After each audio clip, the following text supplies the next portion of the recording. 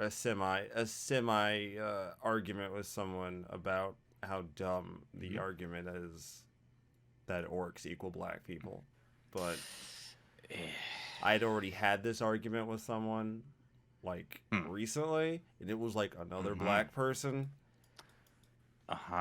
Yeah.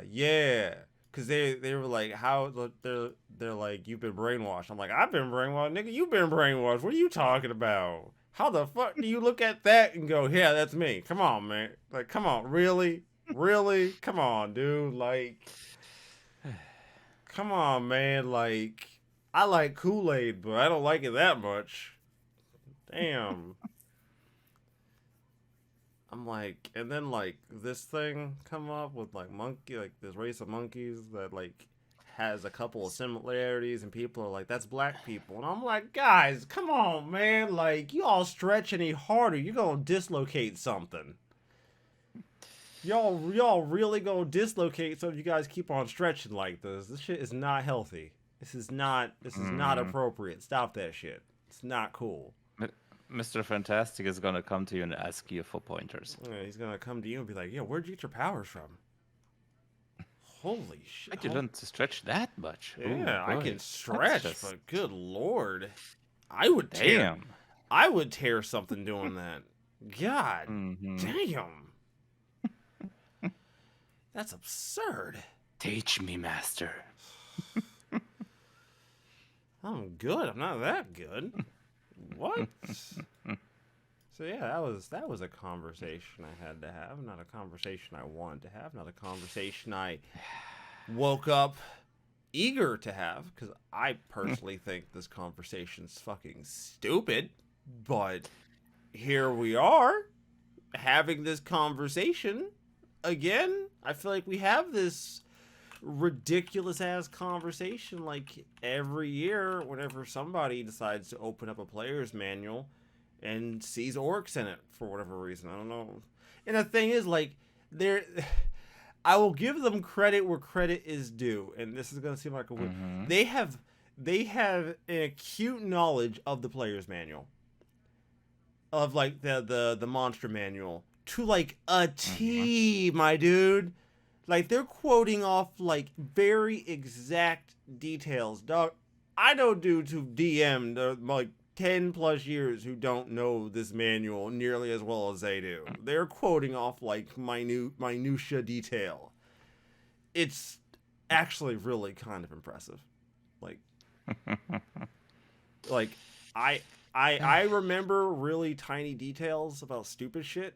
I don't remember that tiny. That is... Like, I'm pretty sure they could tell you the page. They should use that knowledge in a more productive way. You would think, but they're not going to, because that would be... that would make sense and be too easy. And be productive. And fuck being productive. We'll just complain about a game about imaginary things, because real things exist, I guess. Yeah, just spacefaring flying monkeys. Yeah, that's black people, definitely. Yeah, absolutely, man, absolutely. And then I was like, boy, they're really not gonna like Journey to the West, are they? Oh, they're gonna have real issues with Journey to the West, aren't they? Fuck. And with Dragon Ball. Yeah, I brought that up. I was like, boy. They must not like Journey to the West, do they? And they're like, oh god, wait till Wukong comes out. And I'm like, don't worry, homie. All right, a power pole slap to the face is gonna knock around whatever marbles they have left. I promise. Just, it's fine. It's fine. I got it. It's fine. It's fine. But we back, CD. Yes. You know, stupidity on the internet aside, we're back.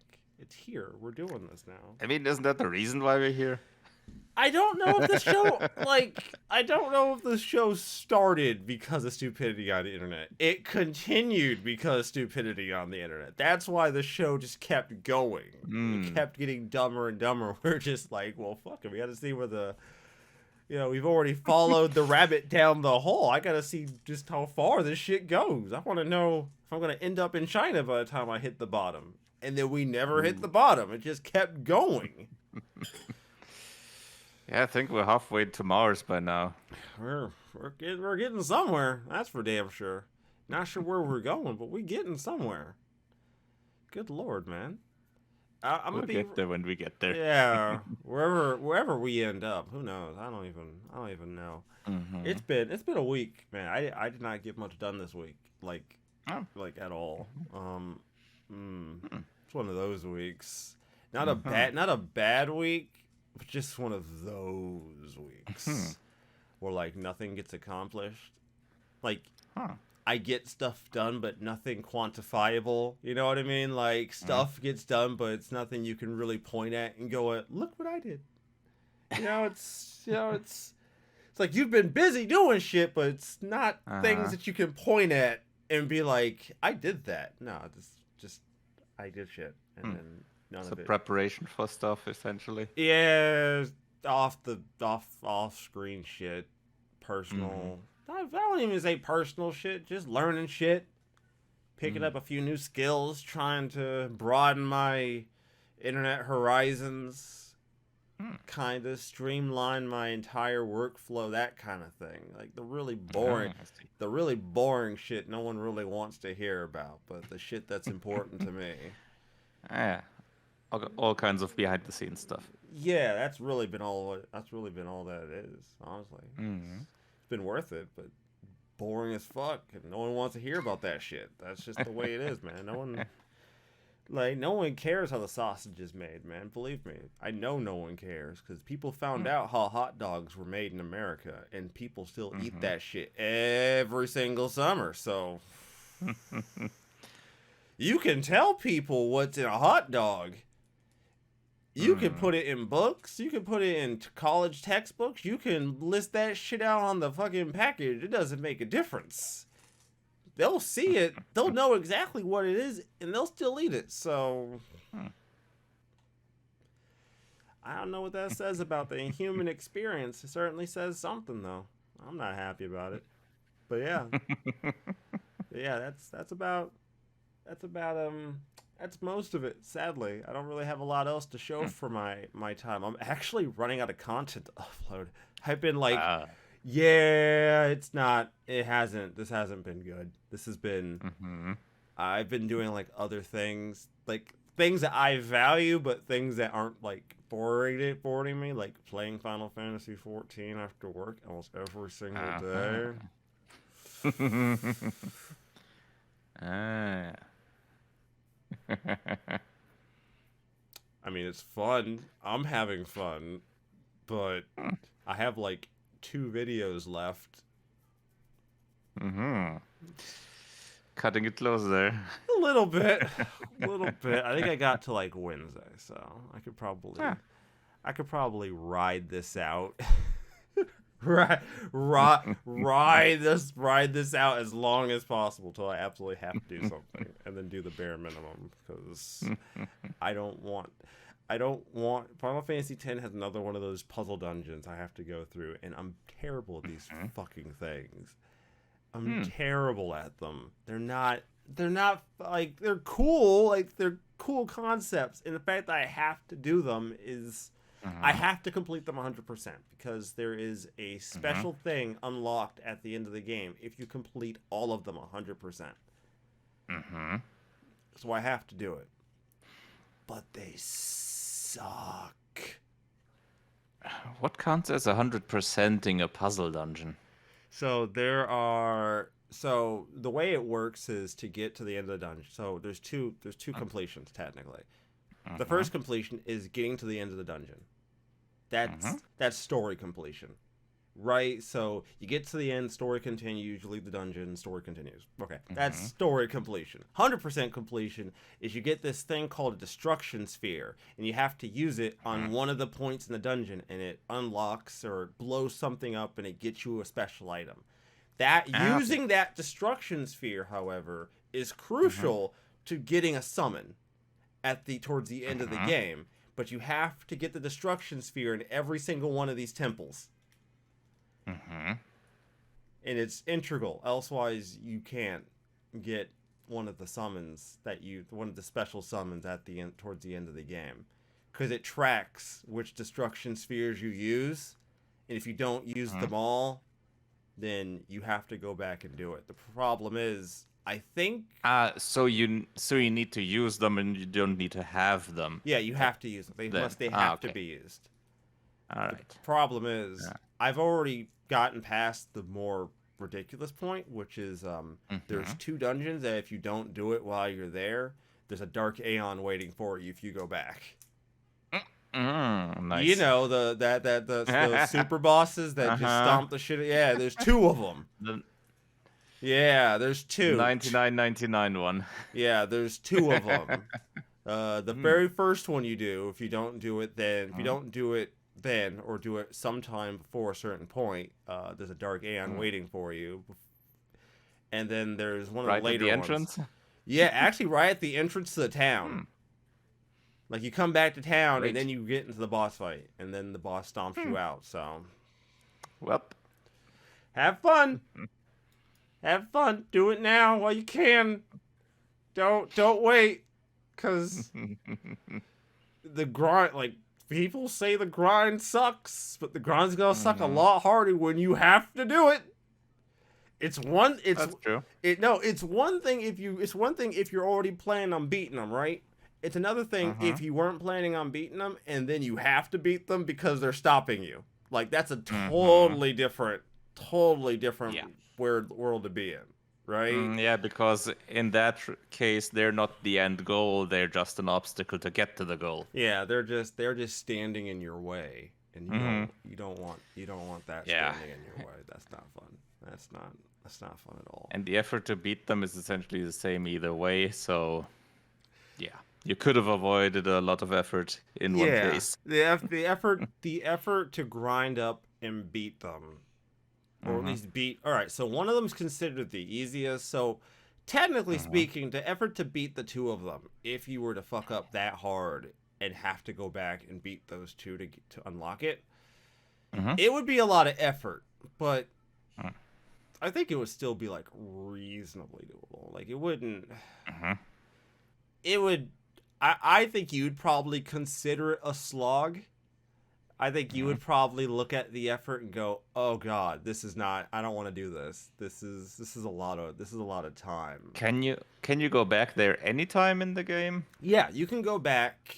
Okay. You can go back. You could essentially go at that point just before you'd have that check for the completion of the destruction orbs, and then you'd have to grind up. You would have to...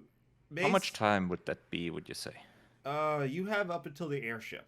So once you get the airship, if you try to go back, the bosses are blocking your path.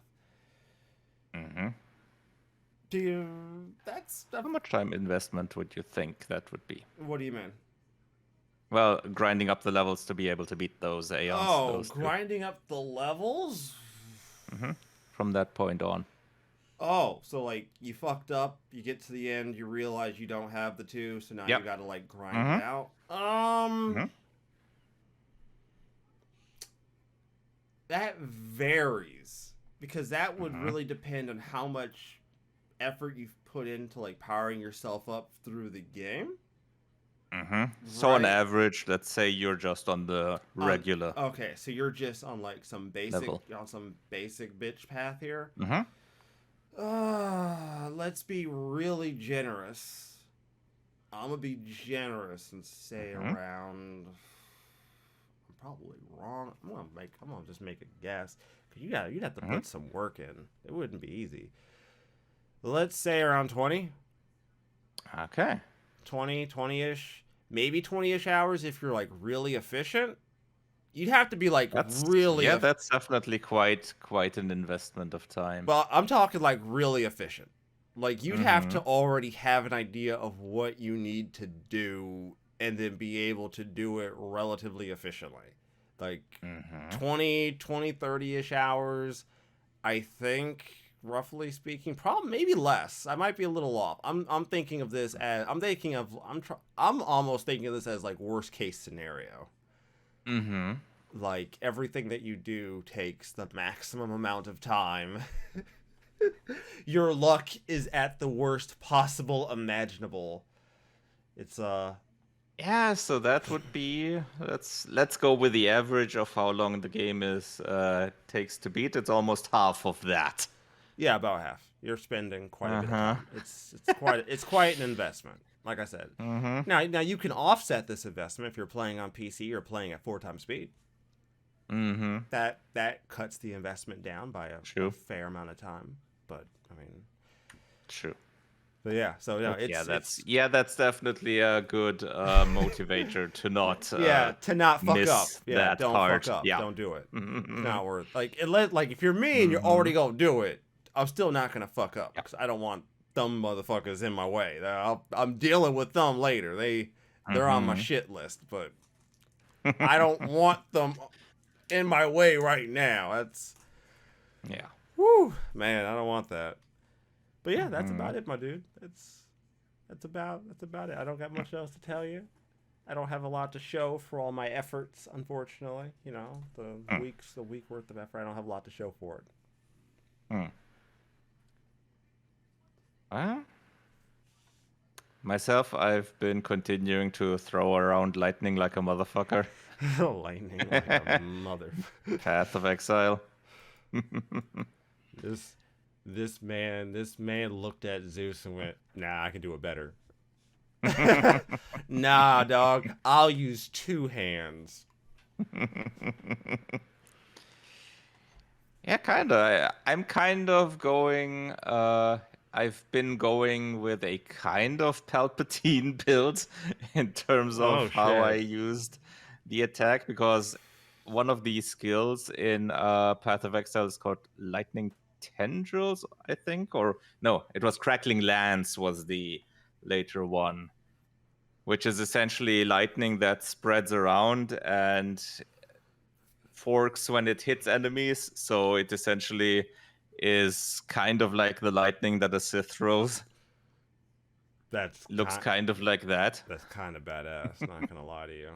That's like that's metal as fuck. I love it. And I've been using that for quite a while. Now I've tried switching around for a bit of a different one, which is essentially you can ascend characters in Path of Exile to essentially go with subclasses. Ah, nice. And I've taken the Elementalist subclass for the Witch, which obviously helps with all kinds of elemental damage. And in this case, I've gone with the additional skills related to lightning, which one of them means all damage that I deal can shock enemies. So that's required for certain skill combinations. So I can use one of them is lightning conduit, which essentially lets lightning come off from the sky on all shocked enemies, dealing pretty nice damage. Nice. So what I do is essentially throw out markers that are storm brands that attach to enemies and shock them. So essentially I prepare the enemy groups with that. All of them are shocked. I activate the lightning conduit and boom. All of them get hit by lightning. Yeah, dope. It's working out quite nicely so far, that build.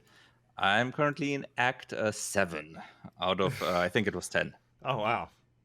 And then essentially the end game stuff begins. Nice. So far, it's been working pretty good. Yeah.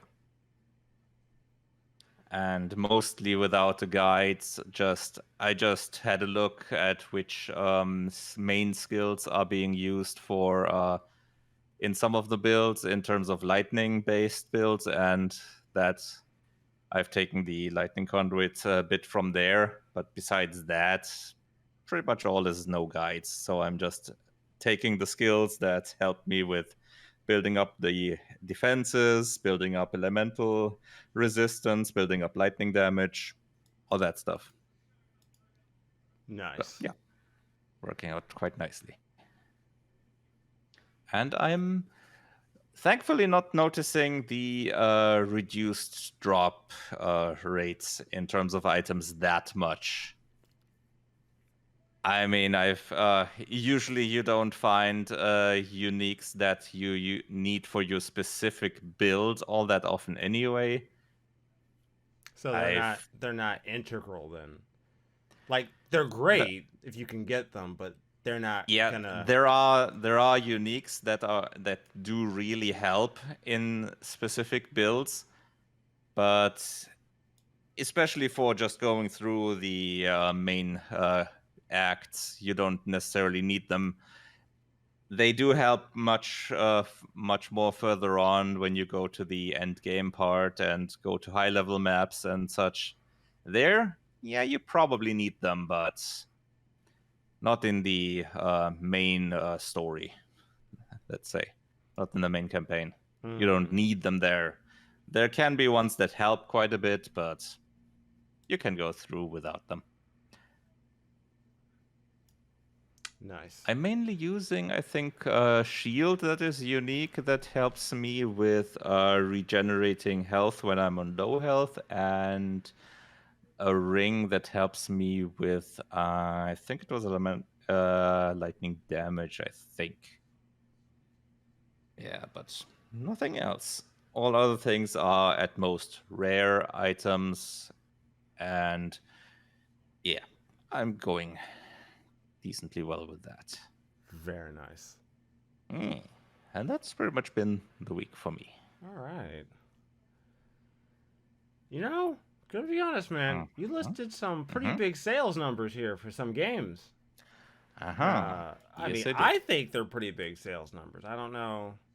Yeah, quite decent, I'd say. Yeah, so Earth Defense Force 6 tops 300K shipments and sales within a week in Japan.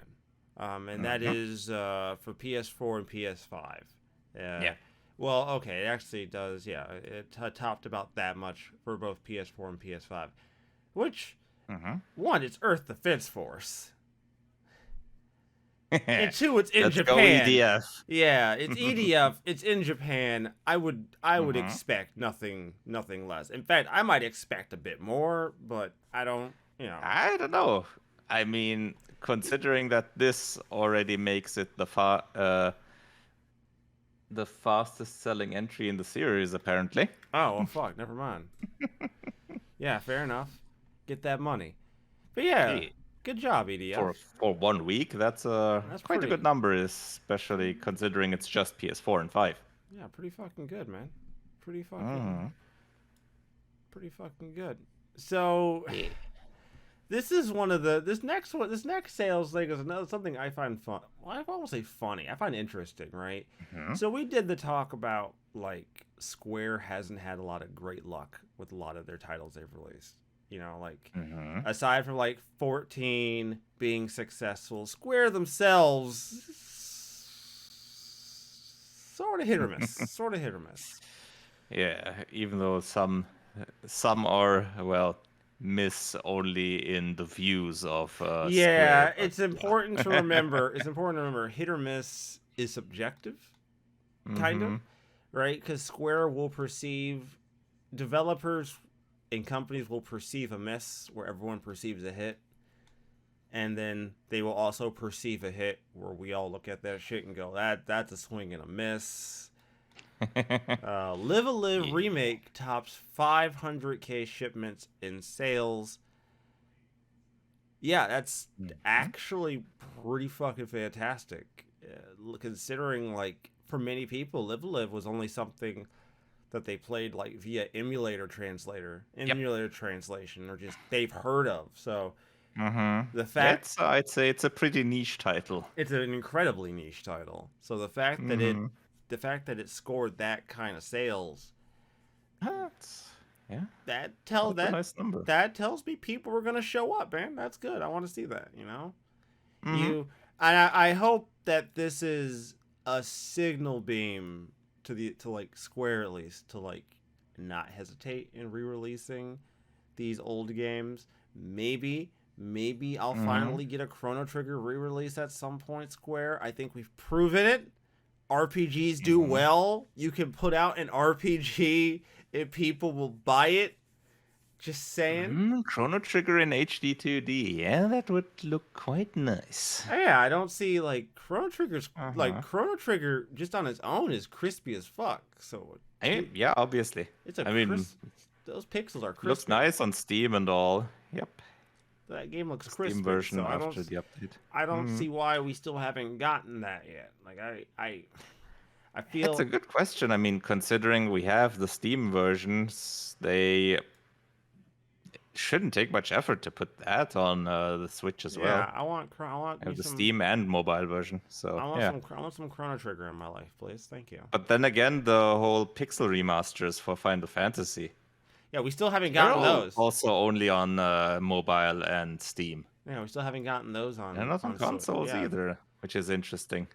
Yeah, I have no idea. They're not even on Switch. Like, because like, okay, on no console from what I can. Yeah. From what I remember, I think it's only mobile. Yeah, besides and that's Steam. my problem. If we're gonna call rather something weird. mobile, I feel like the Switch qualify. I feel like we could cross. Yeah, but when you say mobile, then that's handheld. So as in smartphones and tablets, that's mobile.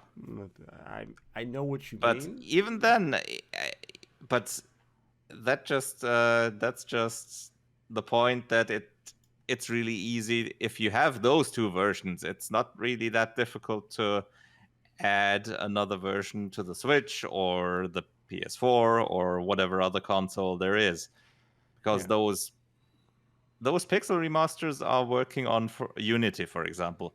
So easy to move them over to the other consoles. Yeah, it wouldn't take that kind of extreme heavy lifting to make this. Should hardly take any effort, honestly. Yeah. So, yeah, you got me questioning you here, Square. Where's my where's my games? So this next one is oh boy. Okay, so I'm pretty familiar with this scene, kind of, a little bit. So it's important to understand that the Trails of community has they have a pretty active scene when it comes to trying to make as many of the games that we didn't have access to here in America accessible. It's important to remember that we didn't have access to a lot of them. We had access to a few of them on PSP. We had access to, obviously, the Trails of Cold Steel that came out for like PS3, and that's about it. We didn't have access to Trails from Zero, Trails to Azure. There was another one that we didn't have access to. I forget the name of it, but we didn't have access to them. They went out. The community went and did a translation patch for Trails from Zero. I don't know if they did Trails of Azure. They made Geofront did both. Yeah, they did both of those. You know, and I'm not sure if Zero Field did. But Geofront did, and that's why they got their partnership with NISA. So, these games had a pretty spotty history. If you don't know about the history of at least Trails of Heroes, Second Story, go on and look up. Trails in the Sky. Yeah, Trails in the Sky. Yeah. Go look up. What is it? I forget the name of the show that Matt McMuscles does about games. Yeah. I'll have what a link. Happened or something like that. Yeah, what happened? Yeah. So they were they had a translation of, or at least a translation site for Zero Field to a site for Zero Field, which is this? I don't know which Trails game this actually is that they were attempting to translate. I've never heard of Zero. They did multiples, but Because this is affecting at least one of those projects that they had to close down. Yeah, there was at least they did certainly trades from Zero and Kuo no Kiseki, that's one of the so far Japanese only ones. And I think Kuro no Kiseki doesn't have a translated release planned yet, or at least not something that we know. Yeah. So NISA, or at least NIS. No, NISA. No, it's NISA.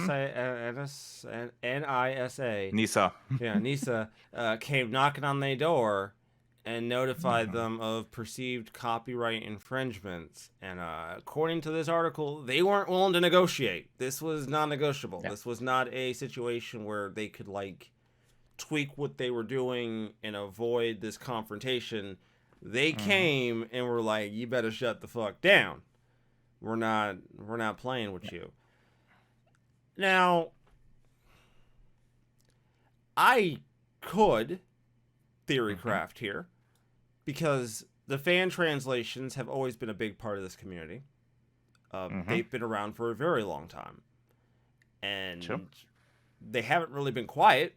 It's never been like a hidden fact or a hidden thing. Anybody could have found out that they were fan translations. They've existed on the internet for time immemorial. So it's very interesting that NISA just at this point decided to shut them down. If I was to guess, purely guess, my best guess would be is that NISA's like, well, we don't want your translation to get mixed up with what we're doing. Again, this is just, I'm just guessing. I don't know. I wasn't there. Because there's not a lot of reason to go out of your way to do this out of perceived copyright. I mean, perceived copyright is serious, but I would almost want to know what they were doing that was the perceived copyright. Because a lot of these translations that we've mentioned, they've been around for a while. So yeah, but it hasn't been that long since they had the license for these particular titles. Yeah, because NISA only recently got access to the Trails franchise. They're the ones that brought 3 and 4 to Switch. Trails of Cold Steel 3 and 4. They were brought to Switch primarily because of NISA's efforts. So, you know, this might be because either it's because of how, I mean, it's pretty close, and the release of one of the titles is pretty close from what if I remember correctly. I think it's just a few weeks until the first one of the Trails games comes out. Trails from Zero comes out in late September in America. So about 3 weeks. And that might be one of the reasons. And the other might be, as the site TechRaptor speculates, that one of the titles they are now working on might also be one that NISA is working on behind the scenes that we don't know of yet. And see, that's dangerous though. Like, it's one thing if you're just translating like a couple of puny PSP titles or something, or a PC. It's less of a problem if you take titles that don't have a release here and that have slim to zero chance of getting a release. But once a release is halfway probable or even announced, then you may run into problems. Right, because the issue then comes up, like, I don't believe in like getting rid of your work, but like once a Trails from Zero version was announced to be released for PS4 and Switch, at that point, you kind of have to weigh even still having that on your site at that point, because it's like, okay, this is now going to exist in a actual capacity. It's going to be a product that people can buy and download legally, right? So it's essentially now in competition with the official release. because now someone can take the Chinese PC release, for example, for one of the games and patch that and play that instead of buying the official version that's released in your area. So yeah, that's probably also why most fan translations don't have a problem. Yeah, because many of those games are older titles that have a snowball's chance in hell to get an official translation. Once a game has like the capacity to be released commercially into the hands of the public, the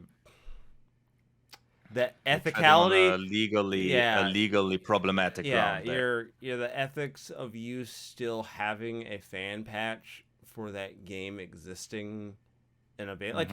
I get it. It's on the internet. You can't fucking stop it. I understand that. But at the end of the day, though, Obviously. You still having it there on your site, and like that's the part of the problem as well. If they had maybe, I guess maybe if they didn't just think, oh, this is just great, we'll just keep it up until the game's actually released. Nah, you probably should have just said, well, the game's getting fully released. The patch is probably available everywhere else. We're just not going to host it here. We're taking it off from our site. Yeah. Something like that. That might have helped them. Yeah, that would have at least potentially helped them. But that's just assuming that it's Trails from Zero that caused this. It might not have even been Trails from Zero that caused this. It could have been it might have been even Kuro no Kiseki 2 that's potentially the problem, which they have been apparently been gearing up to announce. Yeah, so unfortunate that this happened. I don't necessarily think this is just a case of Nisa just being an ass and just deciding to close down a fan site. This seems like there is some reason. It seems reasonable enough because at that point, it's like they have access and use of this property, and the last thing that Nisa is really interested in is competition, this weird form of like competition with their own released products. And like I said, it's probably also something in the copyrights and trademarks and all that they have to do this, just like with fan projects of all kinds with Metroid and Chrono Trigger and all. What was the rule we came up with? See, if you're gonna do a fan project, don't say anything till that shit's fucking released. Yeah, pretty much. Keep that shit to yourself. Yep. Then release Work on it. Keep your mouth shut. Release it silently, as wide as possible. Then once they come a knocking with the cease and desist, take off your site and it's out there. Anyway. Yeah, you have succeeded, sir. You have won. Essentially. You have now won. There's no reason to be concerned. It's the less glamorous version of making the fan game, but it's the more sensible one. Yeah, it actually makes some fucking sense. So we go from that story to a very different kind of story. A game was removed off Steam after devs transphobic rant. You're laughing, so I'm very interested now. You're gonna explain this one, CD, because your reaction was not the kind of reaction I expected. Really? What kind of reaction did you expect? I wasn't expecting laughing. I wasn't sure what to expect. Okay. Well, for one, I mean, we've seen that you have to kind of put in real effort to get removed from Steam. Yeah, you have to try. Usually. You have to really try. Like, Steam is the most like lenient people on the internet. You have to really go out of your way to get kicked off Steam. And this whole thing has been going on for quite some time. The developer of this game, Dormina, has been putting in stuff, off-topic stuff, into the patch notes for quite some time now. Oh no! yeah, it's last year sometime it began in apparently around May. And yeah, pretty much all of the patch notes had something in it, something about weak men, something against masks, anti-masks stuff, and other conspiratorial stuff. And yeah, that continued for quite some time. And the developer also had a bit of a tiff on Twitter with a certain well-known YouTuber, last name Sterling. Oh no. Oh Yeah, no. Why would they've you been do that? Why would you Mhm. do that? Like Yeah. there's a lot of people you can pick. You picking him Huh. is not the worst idea. Like, yeah, that's not a great idea. Uh-huh. You really did. You okay? Fair enough. You want to go aiming at giants? Have fun. I get punching up, Yeah. my dude, but Mm. woo, all right. Your Mhm. funeral. Yeah, and the newest update had something relating to that and to the whole Keffel stuff in the patch notes. And yeah, apparently that was the breaking point for Valve, because following that, the dev was banned from his own game Steam forums by the Valve moderators. And yeah, after that came the decision to remove the game from Steam altogether. There's a comment on Tech Raptor. I'm just gonna read the first part of it. Mm-hmm. This is the find out part of the fuck around and find out. Yep, essentially. Oh, they fucked around and Steve was like, "You feeling to find out?" I just don't Yeah, they understand. fucked around for quite some time. Like to get booted off of Steam, you Mm-hmm. really have to you have to really try. Like Yeah. you have to put in like a concerted effort. Mm-hmm. Dude, Yeah. getting kicked off of Steam, that is I don't want to say it like this, CD, Mm-hmm. but Mm-hmm. it's actually kind of commendable. It's actually it's actually You mean kind of like sticking to his guns up to that point that like they even Valve goes, nah, fuck out of here. CD, listen. Hear me out. Mm-hmm. Hear me out. You know that I'm all ears. you know as I torch this show in one statement. Woo! All right, I'm ready. Look, you know there's one thing I believe in, and that is consistency, right? I will Mm-hmm. stand.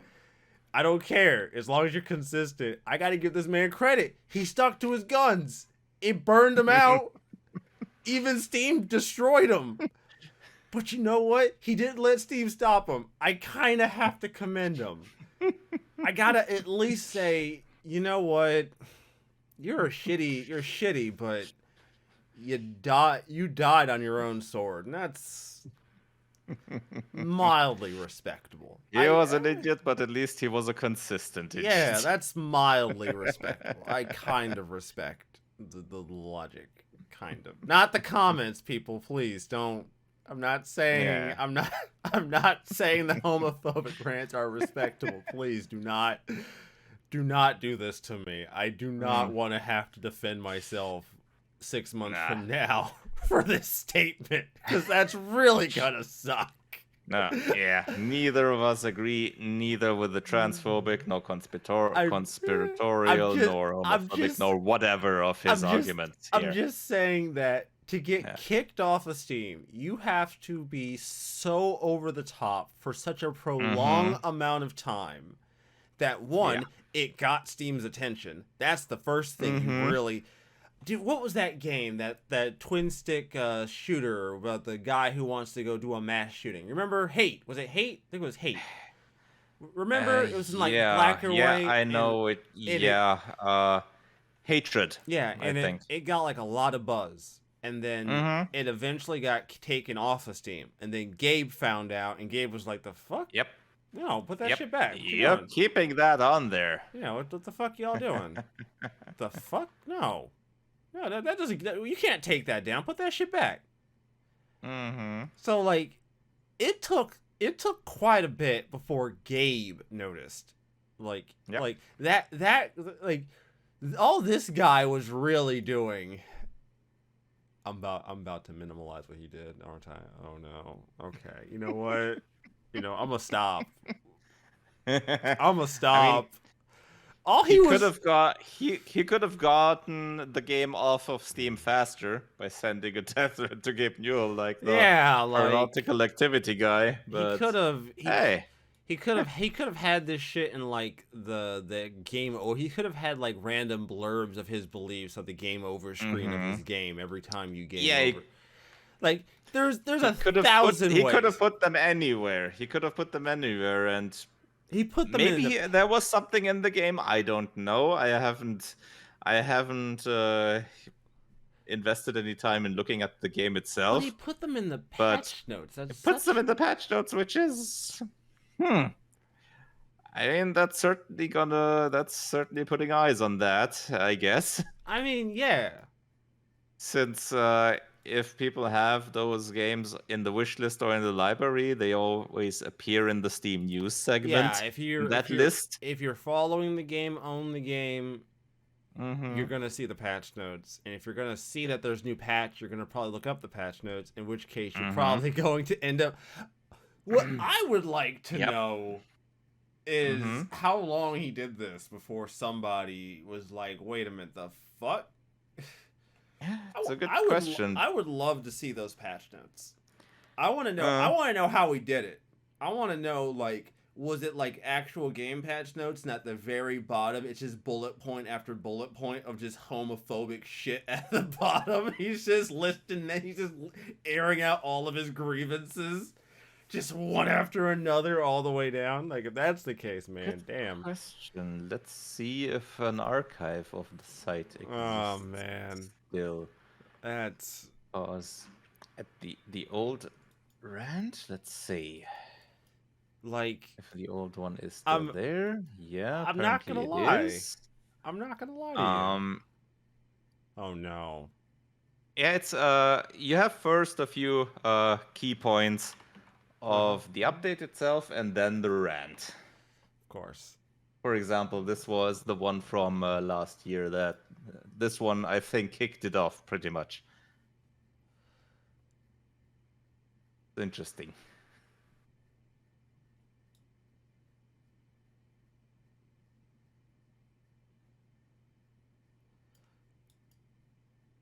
Wow. Okay.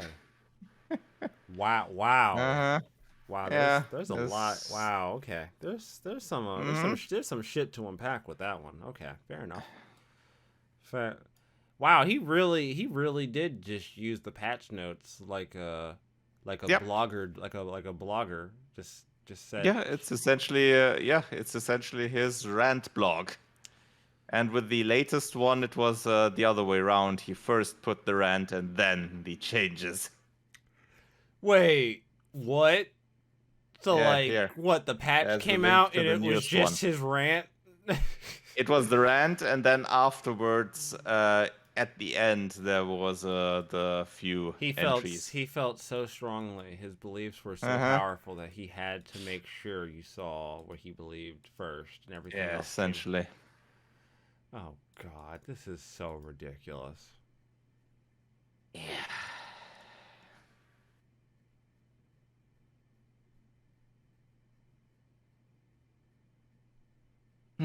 We're out of ideas, mentally unstable, totally degenerate, and desperate for clout. Let's pretend we're a completely different game to regain... Bro. Bro. My dude. Stop. Oh my god. Dead name Dormina. Oh my god. This man. He, Wow. Yep. Okay. You. Yep. Wow. Wow. Somebody really just hurt this man somewhere along the line. I don't know. Someone pissed in his cornflakes or something. He's having a really rough time. Well, his game is still on Steam. Oh no, not on Steam, right? The game was. Oh, well, that sucks. It was removed completely. That's unfortunate. Well, Yeah. good. Oh no, I just thought about this. Was he the only one that? Like, did he have like staff? Cause that's shit. I'm gonna be real. I'm sure, actually. That would be shit if you can't keep your shit together enough and you get your game pulled off Steam. Because like once your game gets pulled off Steam of all places, like where else can you really host it? Like I wonder, like would GOG even take you at that point? Potentially, but given that, if they check up on that and they see that, probably not. Yeah, it's like. And with those patch notes, he probably wouldn't survive long on GOG either. And I gather this individual isn't going to be able to keep his shit to himself long enough. I don't think so. It's probably going to be right in the release news entry or something. Just like, here's the initial release notes, and right there is another rant.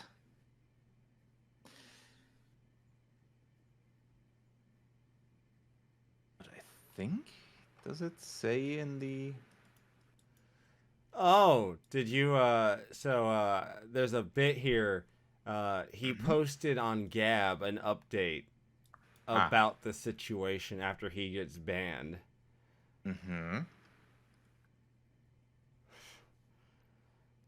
Of course, he would be on Gab.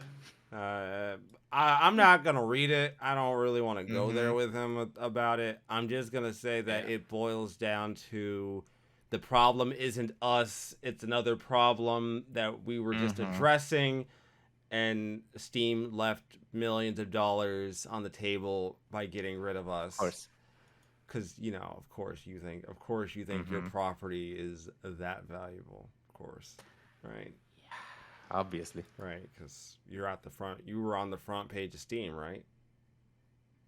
I'm sure. Right, right. I'm sure he was front page of Steam. For all of 10 milliseconds. Yeah.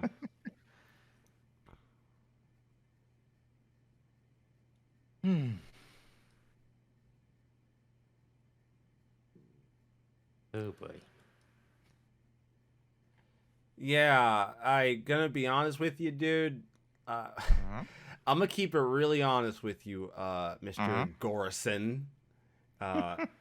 If you ever come across this section of our show ever in your lifetime, I want to be really honest with you. I'm pretty sure you can blame Steam's politics, but I think Steam's history of not removing stuff often off their platform outside of extreme cases kind of proves this was not a political situation. Because as far as I can tell, my dude, you've been doing this shit for a while.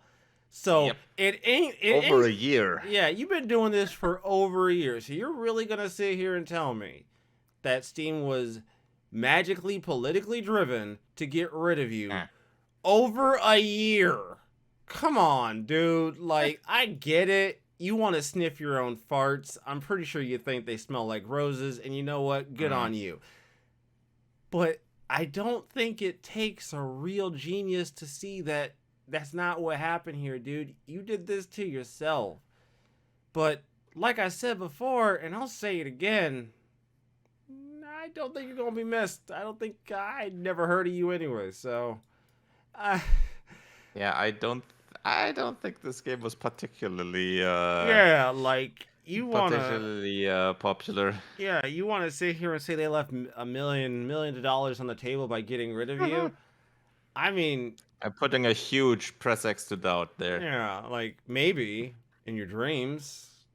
I mean, maybe you have $1 million you're planning on giving Steam to boost you to the front of the site.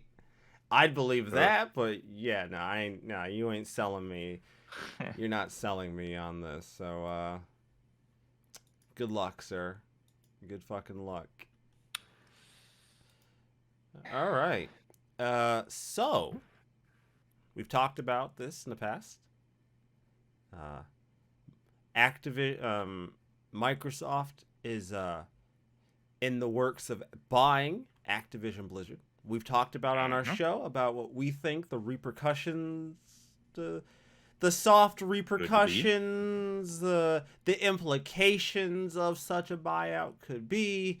We've speculated on this, but one of the big problems is that Microsoft and Activision Blizzard kind of have to prove something.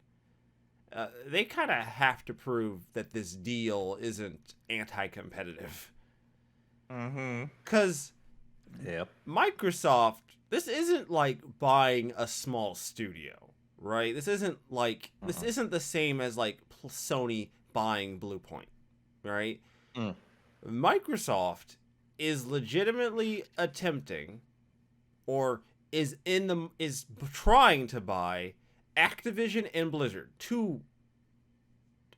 One, Activision is massive. You know, they're trying to buy up. They're essentially trying to buy something even bigger than ZeniMax. Yeah, they're trying to buy something bigger than ZeniMax, and the ZeniMax deal was huge. Let's not mince that there. was already really big. That was a huge deal. Yeah. So this is there's a lot here, and obviously with a deal of this size, they have to go through, you know, legal channels. All kinds of regulations. Yeah, regulations to prove that this deal isn't anti-competitive. That it's not going to negatively affect the market in some way, shape, or form, or remove competition where competition would otherwise be there. Yeah, and it's all kinds of international eyes on this. It's not just in the US that people are gonna be saying now, hold on, but also like here in the UK or in China or elsewhere. All kinds of regulatory instances have to say, yeah, okay. The Phase 1 ruling issued September 1st said that the merger may be expected to result in a substantial lessening of competition within a market or markets in the United Kingdom. As a result, the deal is expected to be referred for an in-depth Phase 2 investigation unless both Microsoft and Activision offer acceptable undertakings to address these competition concerns. But like realistically speaking, like, they're not wrong. Like, this isn't like one content creating company buying up another content creating company. This is this is a company that has stake in the console business buying up a giant piece of the content creating machine. It is absolutely absurd to think that there wouldn't be a lessening of competition. Because, like, yeah, Microsoft could say that these games are going to remain the same as far as where they're released. And there would be some truth to that. I would take Microsoft partly at their word, but at the end of the day, how much power do they have after this if they say, okay, Microsoft has agreed to this, and then like 4 years down the line Microsoft decides, well, Sony's offering us more for NBA 2K, so we're gonna put NBA 2K on their platform exclusively for like the first year, or this platform is offering us this much money, or Microsoft is doing this, so they're gonna have this franchise on their console for 1 year like, there's a lot of things they could do that wouldn't necessarily permanently lessen competition, but it would certainly hurt it. Like, I'm not sold on this. Yeah, in theory, depending on how they feel at the time, they could decide to, for example, withhold the newest Call of Duty from other platforms and put them on their systems first, or even exclusively, depending on what they think will bring them the most revenue. Most revenue, yeah. And not to mention it's Game Pass absolutely exists. Yeah. Subscription services like Game Pass is definitely one of the big things as well.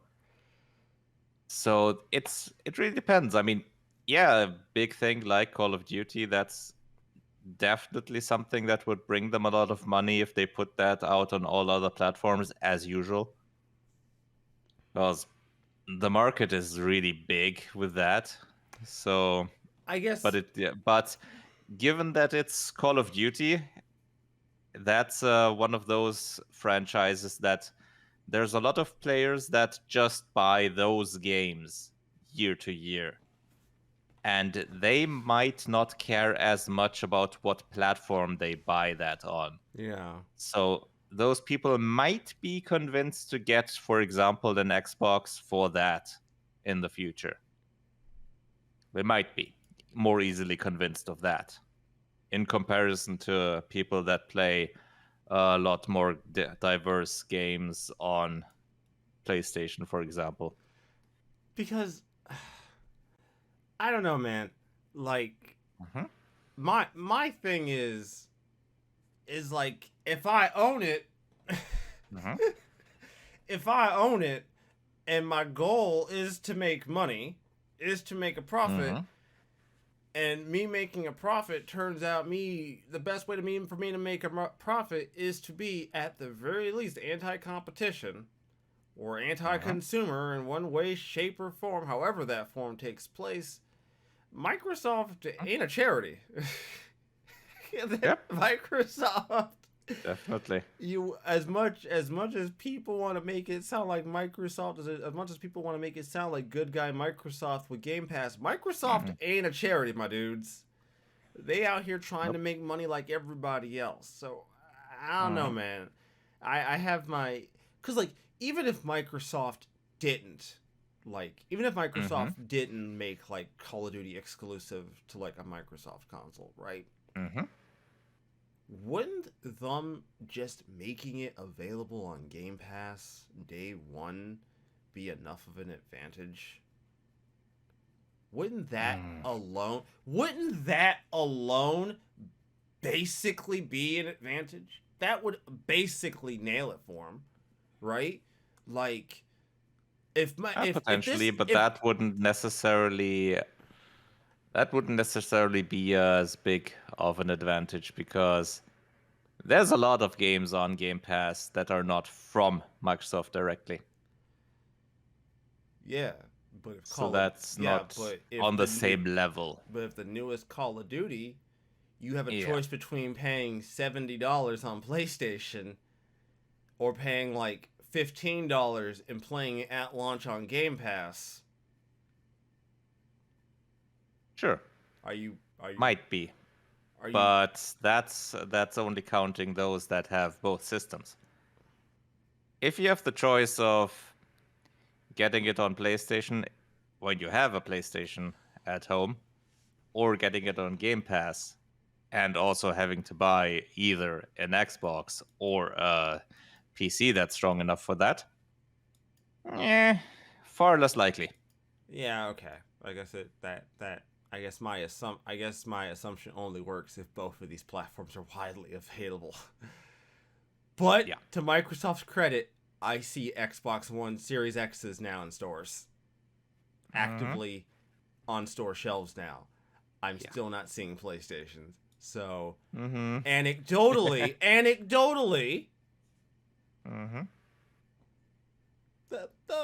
the situation, the setup for this situation exists. It's possible. It's definitely a deal that can have far-reaching repercussions if some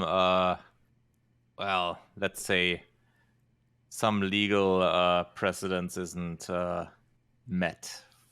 Like, they could have some legally binding documents prepared that say, okay, this deal also includes the presupposition that we are gonna bring all the existing IPs for the next, let's say, 5 years, same release on all systems that they have been there. Yeah, in the you're past. not allowed to change Something like that. You're not allowed to change the release platforms Yeah. for these titles for so many years.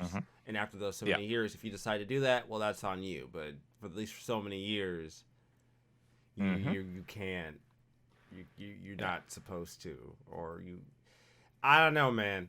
It's certainly interesting as this goes on. It also reminds me just how long these buyouts actually take.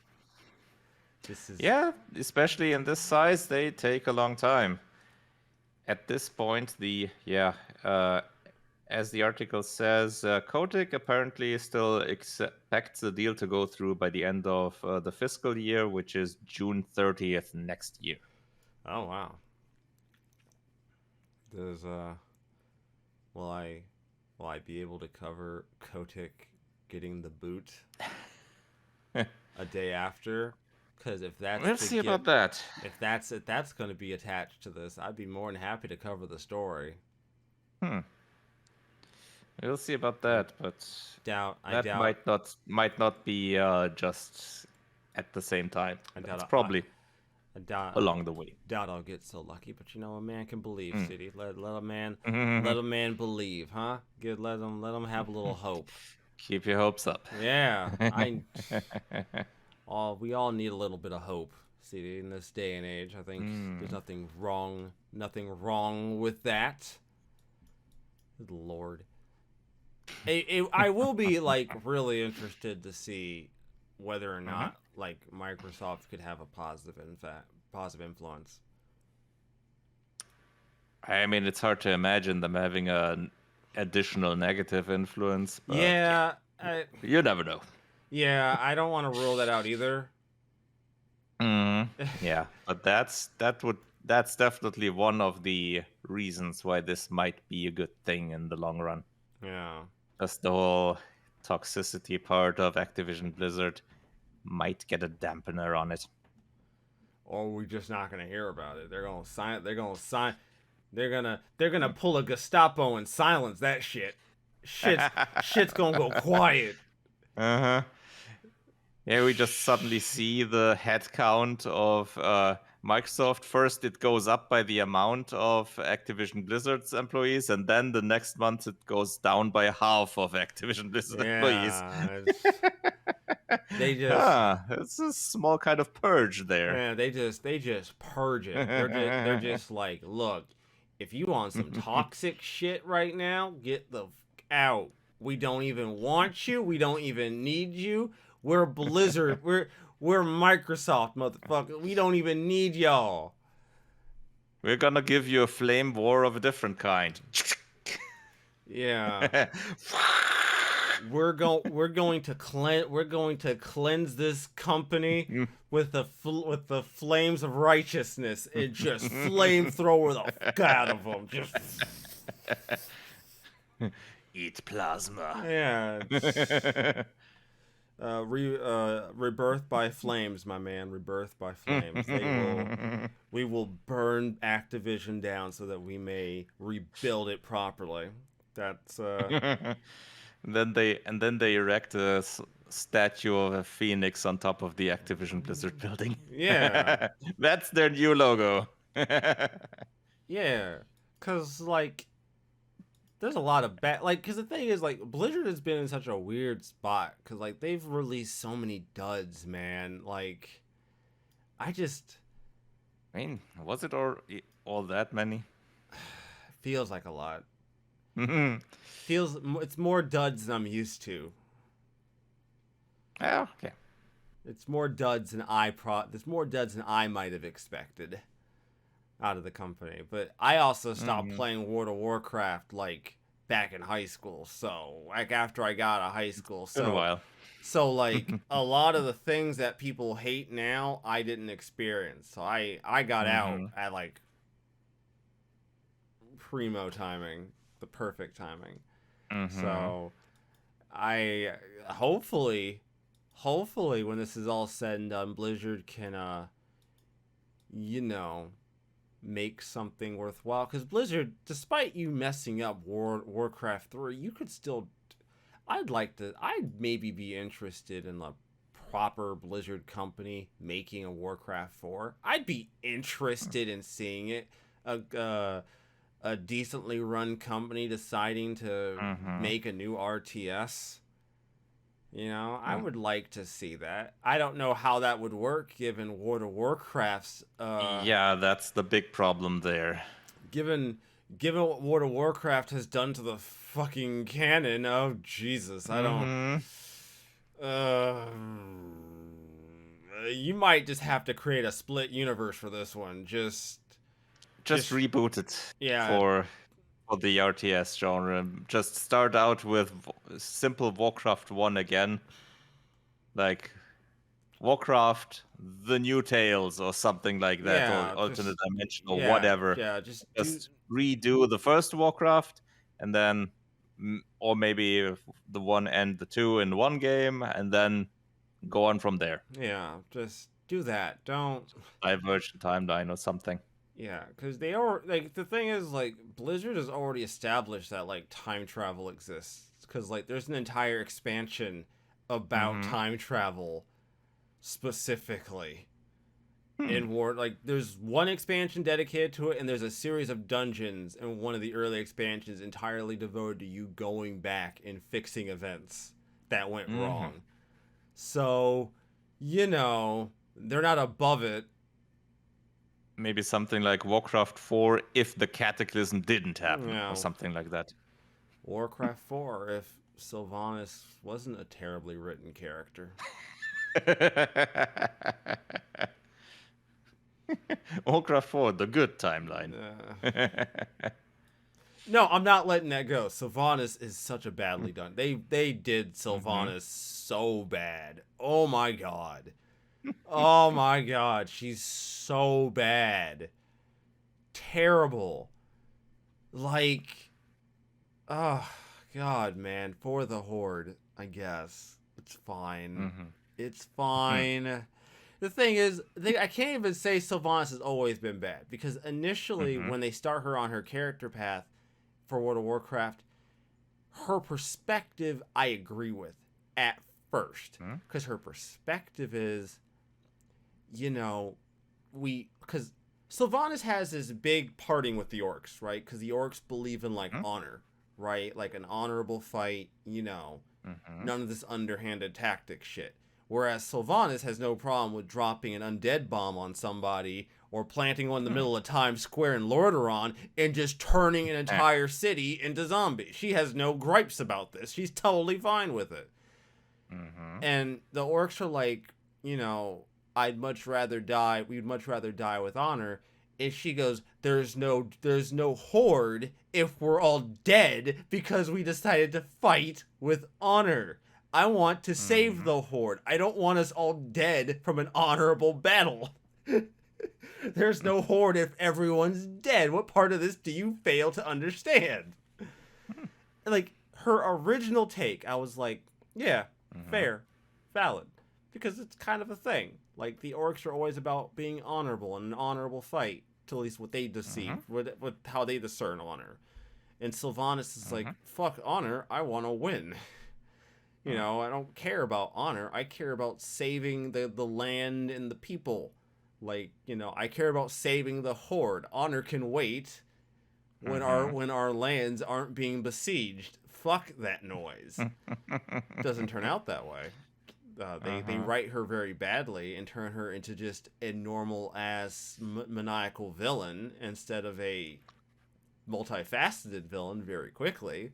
But okay, fine. I get it. The third dimension got assassinated. Yeah. The third dimension did. Maybe not. The second one too. Yeah, she became one note very quickly. Very, very quickly. And again, man, I was down for it initially, although they did do one thing I liked with the World of Warcraft expansions. They introduced like the troll god of death, Wamsambi, right? Like his goal, his job is to take trolls when they die and take them to the other side. In other words, their version of the afterlife, right? Well, Sylvanas is on some like goofy shit, and she's trying to send everybody to like the other afterlife to feed to feed this god that she's trying to help, right? So she's murdering hundreds of people, like murdering thousands, and her goal is to send all those souls to her god. Well, Wamsambi's like, fuck you, lady. Those are my people. They're going to the other side. They're not going to you. And I'm like, you know what? Respectable. Perfectly respectable. You look after your own. I respect it. I got you. I love it. I love it. I love some of the more weird parts of Warcraft lore when they actually follow through on them. I love them. Yeah. As always, everybody, if you've enjoyed today's show, feel free to listen to us on a variety of podcasting platforms, ranging from Apple, Google and Spotify, Stitcher, Radio America. There's hundreds of them. Wouldn't take you very long to find us. I fucked it up horribly. I need to have a script for that once in a while. Shit.